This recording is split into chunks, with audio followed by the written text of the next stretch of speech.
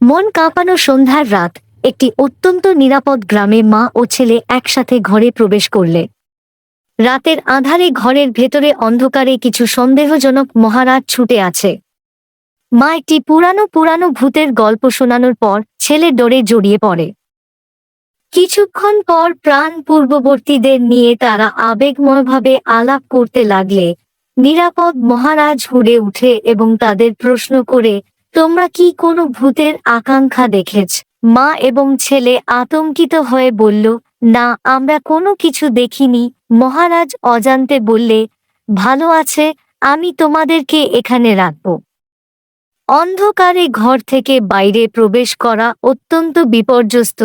তারপর মহারাজ তাদের জন্য একটি রুম ব্যবস্থাপনা করেন এবং নিজের বিছানা থেকে বাইরে যেত বলেন। তারা রুমে নিরাপদভাবে বসে নামে।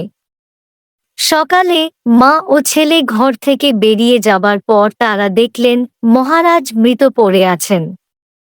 মহারাজের সাথে একসাথে তাদের পরিচয়ের পরে তারা জানতে পেলেন যে মহারাজ হয়তো একটি ভূত ছিলেন না, কিন্তু তারা যত্ন নেওয়ার জন্য বলে আমন্ত্রিত করেছিলেন।